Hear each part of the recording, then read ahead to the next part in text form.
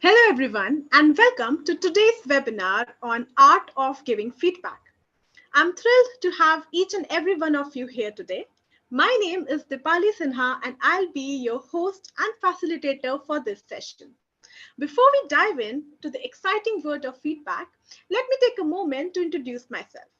I have been working in the IT industry for about 6.5 years now, where I have had the privilege of owning my skills in giving and receiving feedback effectively. So, throughout my journey, I have witnessed the transformative power of feedback in personal and in professional growth. Now, let me just quickly share my screen and dive into this exciting world of feedback.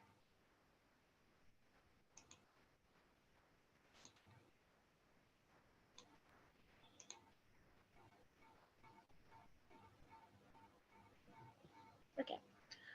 So, since I was talking about myself, I have 6+ experience in IT, and I'm very passionate about leadership and communication and empowering others to grow and collaborate.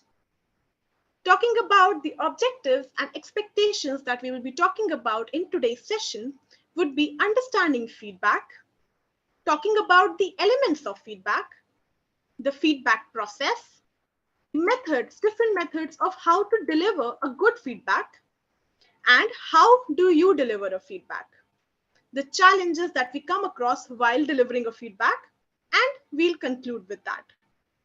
So let's start with trying to understand what feedback is.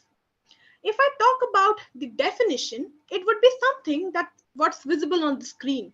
That is, feedback is a process of providing information or constructive input to someone about their actions, behaviors, or performance with the aim of helping them grow, learn, and improve.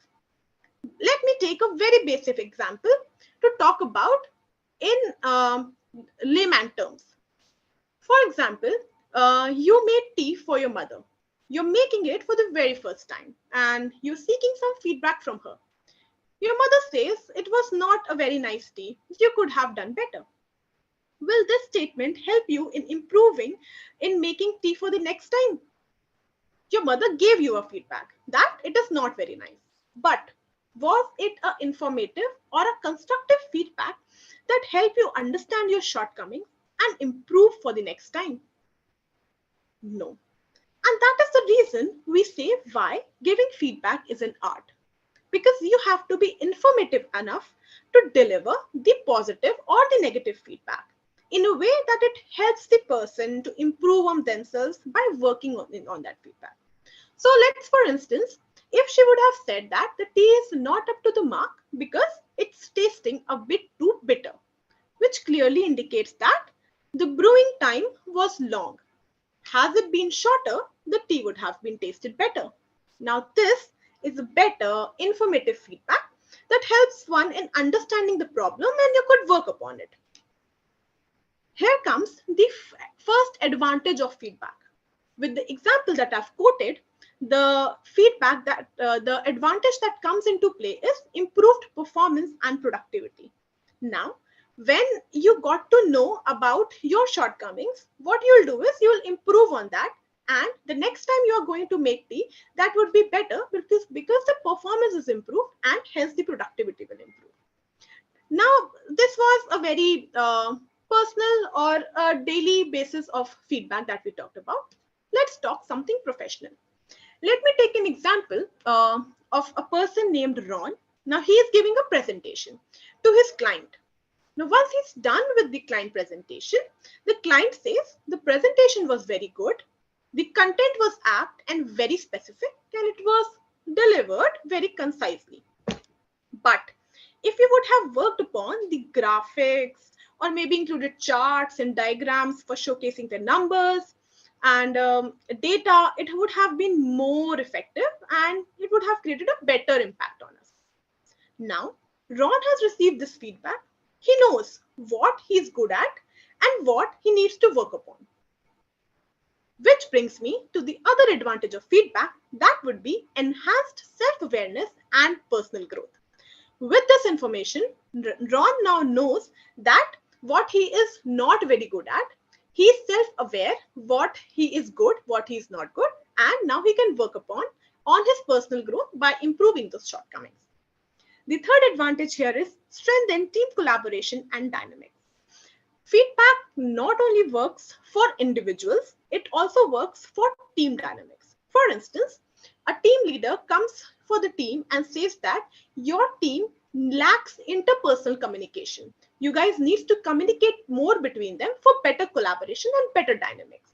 What will happen with this? The team will start working in their interpersonal skills, which will hence lead to strengthened team collaboration and dynamics. Moving on to the fourth advantage, that is increased employee engagement and satisfaction. When you are getting feedback on a regular basis, don't you feel that an engagement between you and your manager or your subordinate is increasing?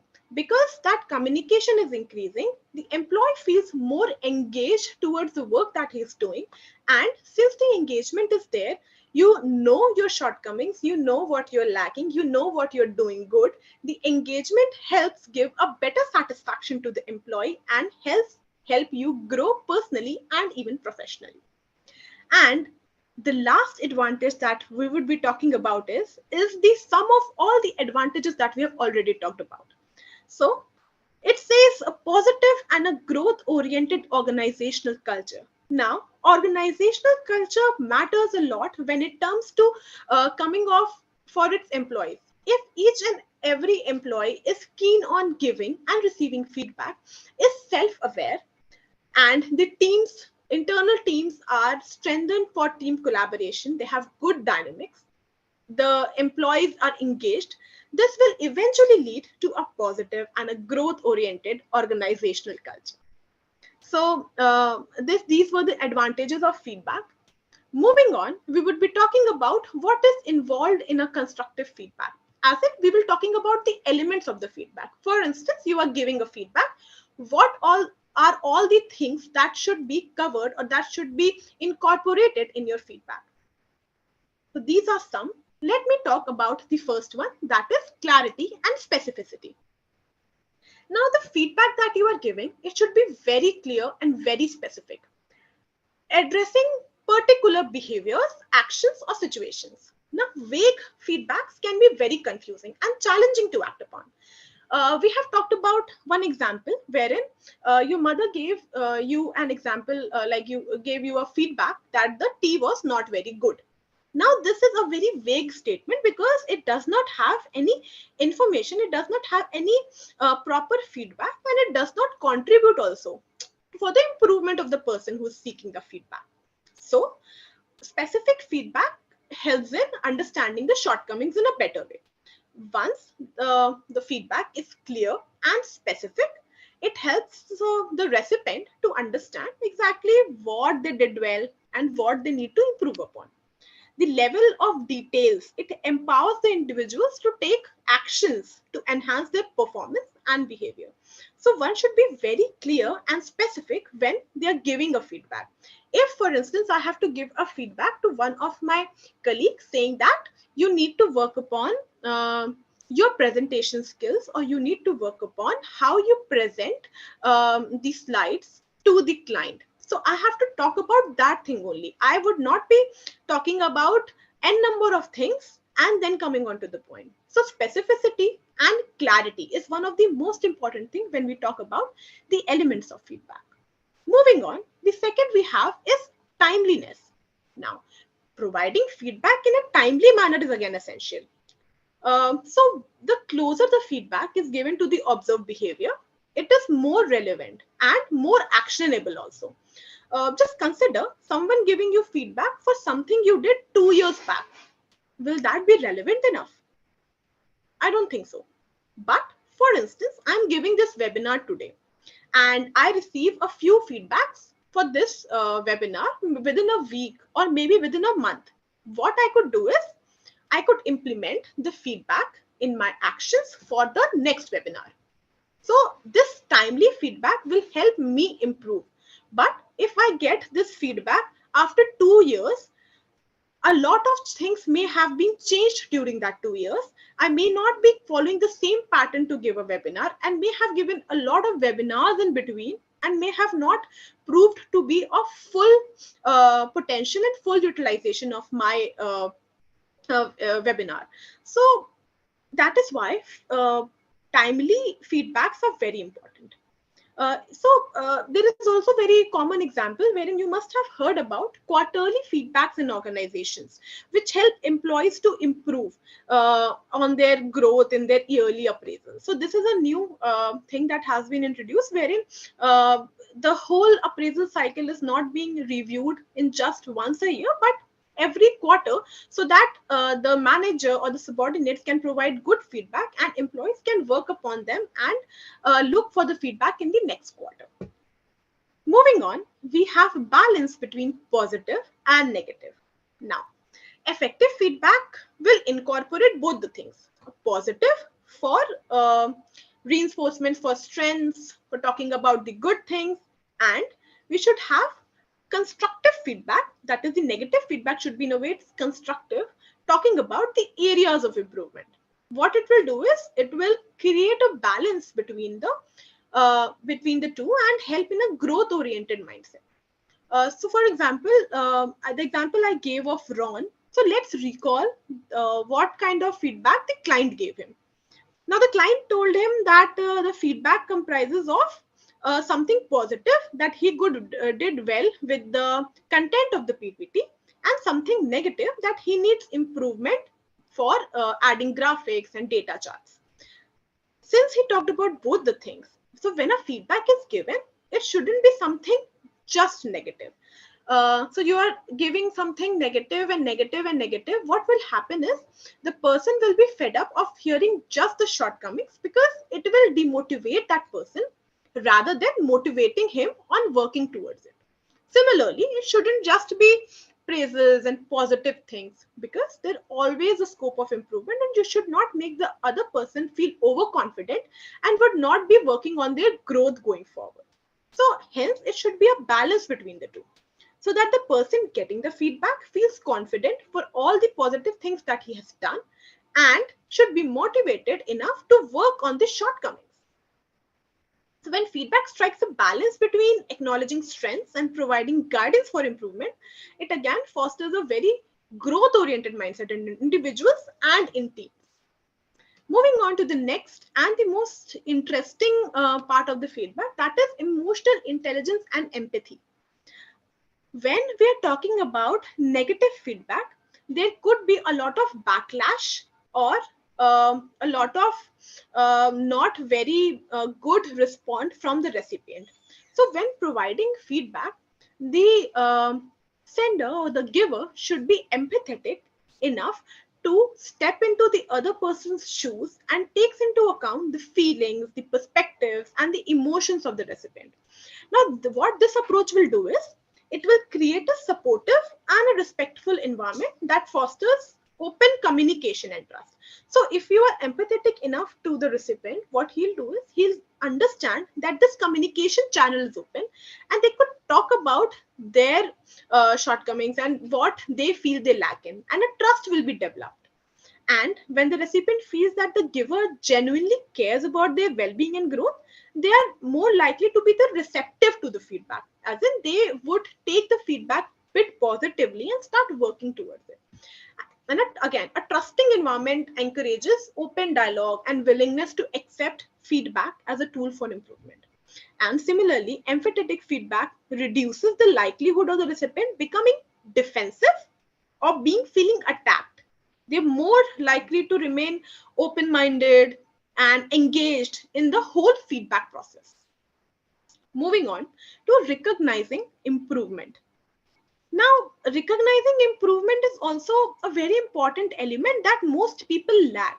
For instance, we are having a quarterly feedback session with my manager, and my manager told me that Dipali, you need to work upon this particular tool. For instance, Power BI tool. You are not very proficient at it. Do some certifications, do some courses to understand the tool more. Start working on it so that you gain more confidence and you are more proficient in that tool.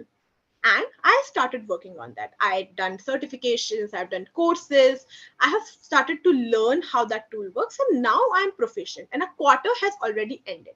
Next quarter I meet with my manager and he is not recognizing this improvement. He just talks about the other things and completely ignores this aspect. So is this a very good thing? Because if the improvement would have been recognized, it would be an element wherein I would have been praised for the progress or the positive changes that I have done. This is very basic, but most people forget to acknowledge or recognize the improvement, because everyone likes being recognized, right? Now, recognition not only boosts the confidence of the employee, but also gives them enough motivation to get that recognition in a regular manner. Once I'm getting the recognition, I'll be motivated enough to work on the other aspect and get recognition in the next quarter. So, recognizing, cultivate an environment of regular feedback and continuous improvement of the employees. Moving on, the next is use of examples and evidence. Now, the element of using examples and evidence refers to providing specific, like concrete examples or evidences to support what feedback you are giving. When you are giving your feedback, which is backed by real situations or data, it becomes credible and tangible. It will make the recipient to understand and act upon the feedback effectively. So the use of examples and evidence adds depth and context to the feedback, helping the recipient connect their actions to specific outcomes. Moving on to last but not the least, that is ending on a positive note. Now, this is again very basic, but very, very important. So, for instance, you have been talking about a lot of shortcomings in an employee, but if you conclude the feedback conversation with encouragement, appreciation, or a positive outlook, it will emphasize the recipient's strength and the potential, that they have the potential, they just need to explore them.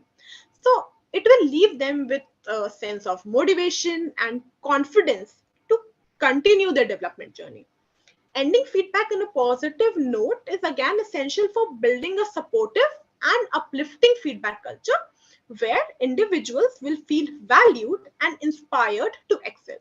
So, whatsoever it is, the feedback should always end on a positive note, because they will have something to take away with them, and the takeaway will again be a motivation and some confidence to work upon the things they are lagging on. Going forward, let me talk about the feedback process, or let me talk about the constructive feedback process. So let's divide this feedback process into three parts. I'll start by talking of what should be done before giving the feedback. Now, before the feedback has started, or the before actually delivering the feedback, what you need to do is you need to prepare yourself for giving that feedback. Preparation will again require assessing the situation and the purpose. Now, let's talk it in an example. Consider yourself as the manager who has to give the feedback to the employee. Here now, let's take the example of the most important and most talked about thing, that is the yearly performance review. Now, this yearly performance review is very important for the employee because a lot of things depends on this review. How the employee will perform the following year, or will the employee be motivated enough, or will the employee be overconfident with it. So let's try and understand it. Preparing to give feedback again involves understanding the purpose of the feedback before initiating the conversation. Now, this crucial step sets the foundation of effective feedback delivery, and it ensures that the feedback is relevant, timely, and well received by the recipient. Now, since we are here giving a performance review, so the situation and purpose is clearly understood, and the information should be collected in specifically that direction. The manager can start observing the individual's performance or the team's performance or their behaviors and actions towards the team. Collecting relevant information and data here will again serve as the basis of the feedback. And the manager should identify the actionable suggestions to offer during the feedback conversation. It should not just be ki you are not doing this, you are not doing that. There should be always an action associated to what you are not doing. If the manager will say that you are not good at this tool, he should also provide the action that should be corresponding to that particular feedback, which would be try taking up certifications, try doing these courses, which will help you enhance your performance and your learning for that particular tool. So actionable suggestions are very important. Now, all these recommendations that has to be jotted down before giving the feedback. It should be very specific and also achievable. It should not be something that is not achievable. It should be practical and achievable. And for instance, if it is achievable and the recipient understands that it is practical and achievable, and these are the actions that could be done to achieve that, they might respond and in a better positive way. And again, the manager should also always be prepared to address their questions and concerns. So this is these things should be done while preparing to give the feedback.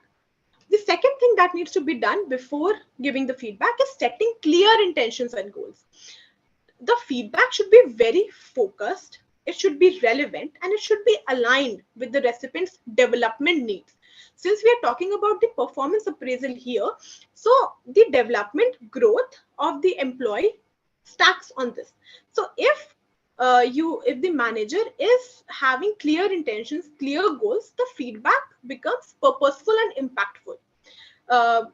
For instance, the employee is satisfied, the intentions of the manager should be constructive enough so that the employee becomes satisfied with the performance review given by the manager, right?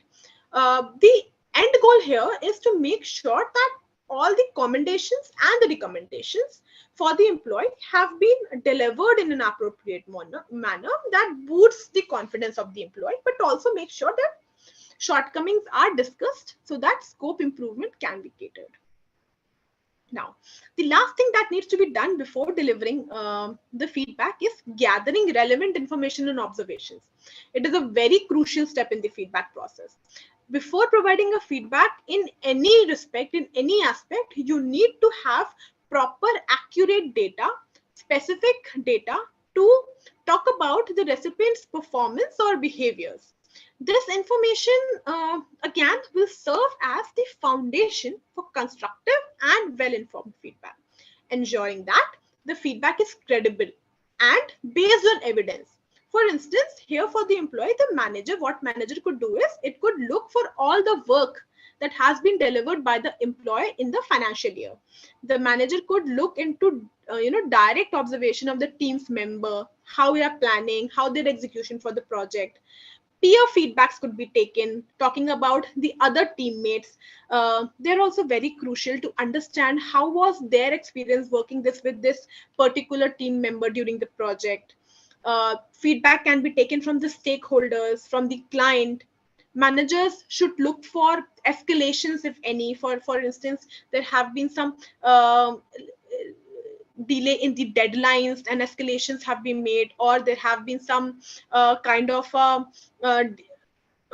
bugs in the code maybe that has been delivered. So all the escalations should also be taken into consideration. So it will make a circle of all the positive things, all the good things that the employee has done throughout the year, and also the things that they have lacked into, or the escalations. So with all this information that we have gathered, what we can do is, we can talk about all the things in an effective manner. With this information, the construction of the feedback will be becoming very easy, because every statement that the manager would be having will be backed up by real life real-time scenarios that the employee must have gone through. So it would be easier to make that person understand what went very nice and what needs to be looked into. Again, positive opening. Now we are giving the feedback. During the feedback, what things need to be done? The first one being positive opening. When you start a feedback, it should always and always open on a start positive note. You cannot just start talking about the negative things, because again, it will demotivate the employee to a certain level. So what it will create is, the positive note will create an environment of a two-way communication, and the employee will feel valued. It is focused on acknowledging and reinforcing desired behaviors, achievements, strengths. And it also involves, it could be the recognition and the praising for any kind of contribution, effort, or accomplishment that the employee has gone through. Now, positive opening again is a very powerful tool, because it will boost the morale to a different level, and again it will create a positive kind of a work environment. Now we have started giving the feedback, we have started on a positive note. Now what we will be talking about is providing specific examples along with the facts or the statements that we are giving. So we have been talking about a lot of examples, like up until now, like it's been 25 minutes, and we have been talking about examples, how to give specific examples. Now, specific examples, what they'll do is, it will add depth and clarity to the feedback, which will make it tangible and easier for the recipient to understand and act upon. Now, specific example of positive outcome reinforces their strength and accomplishments, and it was one of the most kind of important thing that needs to be taken into consideration. The focus should be on behavior and actions, and not on individual's character. Using specific examples in feedback helps recipients see patterns in their behavior, and they gain insights into how their actions are perceived by the manager. And again, it enhances the effectiveness of feedback, making it a very valuable tool for personal and professional growth. Now, other thing of giving the feedback is to understand, consider, and understand the recipient's perspective also. Now, considering the recipient perspective in the feedback process again involves empathizing with their feeling. Now, empathy we have already talked about is again one of the most important thing when you are giving a negative feedback, because that is when you have to understand how the person must be feeling emotionally, and you have to understand, be supportive enough, respectful enough to tell all the things that needs to be looked into, but again in a constructive manner, so that the person or the employee that you're giving your feedback takes time to start working upon that. Last, you should be open to questions.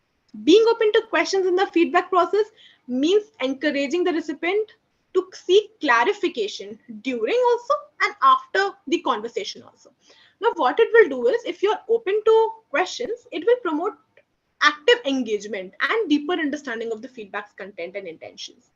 If you are open to questions, the recipient will be keen enough to ask for your help. For instance, if you have given some feedback, this is not the way how it should work, and this is the action you should be working, the employee or the recipient would be willing enough to talk to you for the after steps of that. And that creates again a good communication channel, and communication channel always fosters a better experience, better growth, better personal growth, and also better professional growth. So these were the feedback process that we look into. Moving on, let's explore the two key methods of delivery of feedback. I'm not saying that these are the only two methods of feedback. Every person has a different way of delivering a feedback, and they do it their way, because every manager understands the nature of the employee that they are dealing with. And even if I don't talk professionally and I talk on a personal level, for instance, I have to give feedback to my sibling or my friend for anything, I know that person, so the delivery of feedback may differ. Every other person understands a different methodology or different kind of feedback. The feedback methods that are most commonly used, very widely used, and are the most effective one. The first one is the sandwich method, that is positive, constructive criticism, and positive. That is, we'll start with a positive note. We'll talk about the constructive criticism, the negative things, the shortcomings, and then again, we'll end it on a positive note. So the sandwich method is also known as the feedback sandwich or a praise, improve, praise technique. It is a very popular method of delivering feedback in a balanced way. Now, again, as I told, it involves sandwiching constructive criticism or areas of improvement between two layers of positive feedback. It's as simple as that. Now, the goal here is to make feedback less threatening, again, which will help in creating a supportive and encouraging environment for the recipient. What you have to do is you have to start with the positive feedback. Now begin the conversation by acknowledging their strengths, their accomplishments, positive contributions, highlight specific examples, move on to the constructive feedback, that is their improvement areas. Address the areas where improvement is needed, where behaviors can be adjusted, offer specific and actionable suggestions for their growth, and then again end with the positive feedback, that concluding on a positive note by restating their strength and expressing that we have confidence in their abilities to improve, and reaffirming that what value they bring to the team or to the organization. Now, when we end at this note, showing that we value them and they bring a lot of value to the team, it gives them again a lot of motivation to that will strive them to be better going forward. So again, the sandwich method, it aims on creating a balance between the positive reinforcement and the constructive feedback, so that the recipient do not feel overwhelmed or by the positive feedback, and is also not discouraged by the negative feedback. I would like to explain the sandwich method by an example. For instance, we have John, who is a team member and working on a project presentation. Now, what could be done is he has worked on a project presentation. Now, if I have to give feedback to them, what I'll start is, John, I would want to start by praising your efforts in preparing the project presentation. Your research was very good, thorough, and the way you organized the content made it easy for the team to follow. Praise. Moving on to the improvement areas. One area I believe you can improve upon is your delivery during the presentation. While the content was excellent, you seemed a bit nervous, which affected your eye contact with the audience. Now, what you can do to improve that is, you should start working on your body language and start practicing in front of a mirror, or even with your friends or your family whom you feel comfortable enough, so that you can feel more confident during the future presentations. Again, praising or the positive one. Overall, your dedication to the project and attention were good. I believe with a little more practice on your presentation skill, you will excel in delivering impactful presentations. So I'm looking forward for more impactful presentations from you with better eye contact. So did you see here what I did? I divided the whole feedback into three parts. Started with praising John for the efforts, talking about the improvement areas, the eye contact, and ending on a positive note and saying that we value you and I'm looking forward for more presentations from you. So what it will do is, it will give the motivation to him to start working on his shortcoming, and it the and John will again be very happy to see the feedback as a supportive tool for growth rather than just criticism. So this was the sandwich method. The other method that people follow is the CRC method, that is commendations, recommendations, and conclusion.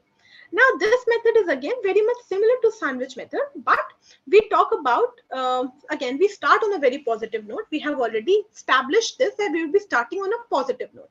Here, we'll be starting with talking about the commendations. Commendation here stands for all the positive things that you think that person has done throughout the year or during a presentation or maybe during their work cycle. We'll be talking about all the commendations, all the positive things. Then slowly we'll moving on to the recommendations along with the actionable suggestions. We'll be talking about the recommendation that this could be improved and this is the way how it could be improved. And the end, we'll be doing it with a conclusion wherein we'll be just specifying that this is great, this could be better, and we are looking for better and more impactful presentations or more impactful year going forward. So these are the major two methods of delivery of feedback. Moving on, the key requirements while delivering a feedback. Now, I have already talked about how a feedback has to be delivered. So the key requirements, again, choosing the right time. You have to be taking the right time to be talking about the feedback. As discussed earlier, timeliness is a very important element in feedback. You cannot be giving a feedback to a person for a deed he did 2 years ago. So choosing the right time is very important. Again, communicating in a respectful and empathetic manner is the other factor, other key requirements by delivering a feedback. So a communication should be very respectful and very empathetic manner. Examples, we have talked about a lot of examples. I've been talking about examples in every scenario, examples and evidence. Encouraging a two-way communication. Now, this is very important. Usually what happens is when a feedback is happening or a review is happening, the employees or the other person who is the recipient feels a bit shy or a bit too overwhelmed to answer or to put up questions to the feedback giver. So the feedback, like the person who is giving the feedback, he should be encouraging for a two-way communication. He should always ask for proper responses from the recipient so that he's involved in this communication and this communication channels is open, the trust can be built, and the person who has to work upon the feedback takes it positively and starts working on the positives of that. Now, focusing on a constructive feedback. So we have been talking about a lot how to deliver a constructive feedback. So again, a sandwich method I feel is one of the most impactful method for a constructive feedback. Constructive feedback clearly means that it has every feedback, every negative thing that you say, every scope of improvement that you tell, it should always be backed up by examples that why you have concluded that this area needs improvement, and it should always have an action that this could be done to improve this particular shortcoming of yours. Okay, moving on to the challenges. We have been talking about a lot of how to give a feedback, how to be effective in feedback. Challenges are the most common thing that is observed while giving a feedback. It's very evident that the feedback that you give should is not very receptive by the person who is taking the feedback. So the challenges could be providing strategies for dealing with resistance and defensiveness. So for instance, you are giving feedback to a person, to a recipient, and the recipient is very defensive towards it. He's not taking the feedback very positively. He's posing questions. He's being a bit emotionally charged. So that things need to take care of. Other is managing emotional reactions. Now, emotions are again a very important part when it comes to giving feedback, because a person's the person could be expecting a very good feedback from the manager, but things can go upside down and could get a lot of negative feedback. So when when you're expecting something very good and you did not get it, there is a lot of emotions going in your mind. So the recipient may react very emotionally. Now this emotion could be in form of anger, in form of tears. So that also has to be managed by the person who is giving feedback. The third one is discussing the techniques for giving feedback remotely or in a virtual setting. Now, since we are all working remotely from up to 3 years, more than 3 years, in fact. So, giving feedback remotely or in a virtual setting now present its own set of challenges. But again, I think we have overcome those challenges during the during this course of time. So, using video conferencing to have a feedback session wherein the camera is turned on so that you could see the facial expressions and the body language. It will help create a more personal and an engaging interaction. Scheduling a specific feedback meeting. It's not that everyone is talking about anything and you start giving the feedback. So you should have specific feedback meetings. You should prepare in advance, choose the right tone, be mindful of the time, and again, encourage a lot of interaction. You could also use screen sharing and maintain the confidentiality so that the person you're giving feedback is aware that it has, like, whatsoever has been discussed it between you two, and more or less he could work upon. Now, we have talked about these challenges, but what we could do to overcome these challenges? uh, Dealing with resistance or maybe managing emotional reactions. So what is could be done is to create, first of all, to create a comfortable and private environment for the feedback conversation. Non-threatening setting can help the defensiveness. Again, starting with a positive note, very important. Reiterating that the focus is on the behaviors and actions and not on the character or the worth of that individual. It has to be clearly, very specifically been talked about that the focus should just be on the behaviors and the actions. Now, practice active listening during the conversation. The giver of the feedback have to be very active listener, because when you will show genuine interest in what is the perspective of the recipient and they'll validate their feelings, they'll understand, they're listening to them, and you will be working, helping them to grow as a person, acknowledging their emotions and concerns, and ask if they have any questions, if they seek clarification. Be willing and be open enough to take all the questions and help them to cater those feedback with proper actions and take a regular feedback session, which will again help them in a continuous improvement. So putting yourself in the recipient shoes is very important, to understand their perspective, to show empathy and respect their feelings. Even if you disagree, if you're not agreeing to what they are saying, but since they're already going through emotional imbalance, you have to remain calm and composed and avoid getting drawn into an argument, and just be calm and composed enough to give what you want to give as a point and provide actionable items related to that. So these are the ways in which we could manage these challenges effectively. Now, since we have talked a lot about feedback, the key takeaways from the session would be putting it into practice. Now, putting it into practice is the most important thing. We are talking about it. Everyone is talking about it. We know what feedback is. We know how to give feedback. We know how to receive feedback. But are we putting it into practice?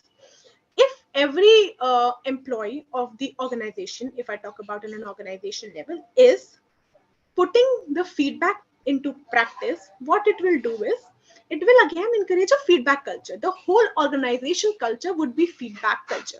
The feedback culture helps in continuous learning. If you're getting proper feedback regular basis, you're working on yourself, continuous learning is there, and a connection is also developed. So continuous learning and staying connected, it not only on the organizational level. If you talk about on a student level, if you are taking proper feedbacks from your mentors, from your guides, from your teachers, and getting proper feedback, putting that feedback into practice, there is a exponential learning curve. You will learn on a regular basis, and the learning will never stop, and it will help you grow exponentially in your career path.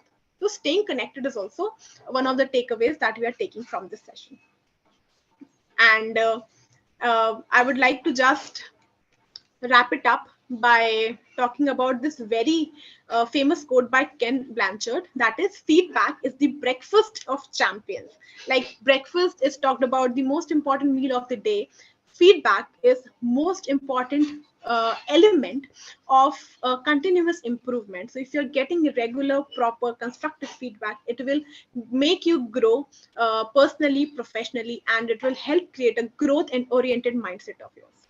So before we wrap up, I am open for any questions.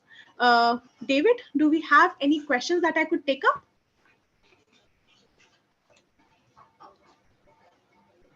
Deepali, hi. We don't have any questions as of now. Okay. So, we can wind up for the day. Okay. Okay. So thank you very much for being a part of this webinar. If you have any questions, you can definitely send me a message on LinkedIn or shoot me an email on dipali.sinha@encora.com. And thank you everyone for joining, and have a very great day ahead. Thank you. And thank you, Deepali. Thank you for that very, very clear and concise presentation. It really was an eye-opener. And Thank thank, you. thank you to all our audience who joined us. And we have a webinar happening every Monday. Feel free to join every week. Thank you, Deepali, and thank you, everyone. Thank you, everyone. Bye bye.